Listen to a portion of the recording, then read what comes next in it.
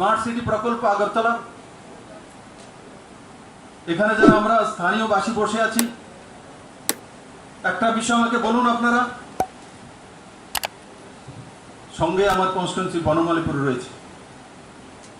আমার কনস্টিটুয়েন্সির মূল সমস্যা ছিল, আমি যখন ইলেকশনের সময় গিয়েছিলাম প্রত্যেকের বাড়িতে যেতে পারিনি, একটাই আমাকে সামনের বিষয় রাখত, দাদা আমাদেরকে বন্যার জল থেকে মুক্তি দেবেন আপনি। আমি বলেছিলাম আমাকে একটু সময় দেন, একটা সিজন সময় দেন। কিন্তু উপরওয়ালার আশীর্বাদে এবং আরবান বডিতে যারা রয়েছেন অফিসার, আগরতলা পুর নিগমের মেয়র এবং কাউন্সিলরদের প্রত্যেকের প্রচেষ্টায় এবার বর্ষায় বনমালীপুরের মানুষ তথা অত্র আগরতলার মানুষ সেই অভিশাপ থেকে 80% মুক্তি পেয়ে গেছে। 80%। কারণ সুচারু ড্রেনেজ ব্যবস্থা, মানুষও সহযোগিতা করেছে, যেখানে জায়গা দখল করে নিয়েছিল সেগুলো ছেড়ে দিয়েছে, ড্রেনকে চড়া করা গেছে। স্মার্ট সিটি প্রকল্প আগরতলা এগিয়ে যাচ্ছে।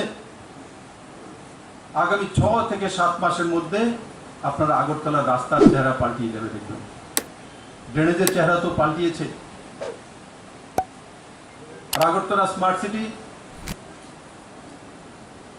সেন্ট্রালাইজ কমন কন্ট্রোল যে সেন্টার,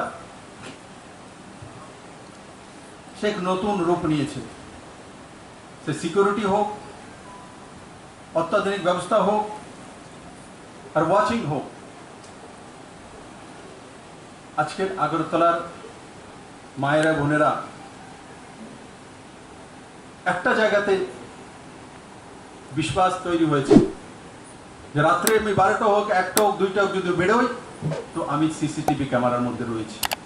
আর সিসিটিভি ক্যামেরা অত্যাধুনিক ক্যামেরা এবং 24 আওয়ার্স আমাদের যে কমান্ড কন্ট্রোল সেন্টার আছে সেখান থেকে ওয়াচ করছে। আমাদের যে স্মার্ট সিটি প্রকল্পের বাস স্ট্যান্ডগুলো তৈরি হয়েছে সেগুলোর মধ্যে ক্যামেরা তো রয়েছে, তার সঙ্গে সঙ্গে বটন, সাইরেন বটনও রয়েছে। তার মধ্যে যদি আপনি পুশ করেন তো আপনি আপনার সঙ্গে সেই বাস স্ট্যান্ডে কে কে দাঁড়িয়ে আছে আমার কমন কন্ট্রোল সেন্টার থেকে দেখবে। আপনাকে কেউ কিছু বলছে তো আপনি ওখান থেকে যা বলবেন এখান থেকে শোনা যাবে, আপনাকে জবাব দিতে পারবে। আজকে আগরতলা সেই জায়গায় চলে গেছে। শুধু নর্থ ইস্ট না, উড়িষ্যা থেকে নর্থ ইস্ট পর্যন্ত কোনো রাজ্যে এই প্রকল্প এখনো চালু হয়নি, আগরতলাতে চালু হয়ে গেছে। বন্ধুরা, আমি আশা করি যারা এই 48টি ফ্ল্যাট যে রয়েছে এই 3টি টাওয়ারে, সেগুলো যেই মানসিকতা, যে সুন্দর এক জীবনের কল্পনা করে আপনারা বুক করেছেন, খুব কম সময়ের মধ্যে, আমাদের যে নির্দিষ্ট সময় তো 2022 ডিসেম্বরের মধ্যে আমরা সেই প্রকল্পকে কার্যান্বিত করব এবং এই 3টি টাওয়ার এই শহরতলিতে দাঁড়িয়ে এই অঞ্চলকে এক ডেভেলপমেন্টের নতুন মাইলস্টোন হয়ে আগরতলার রূপরেখার একটা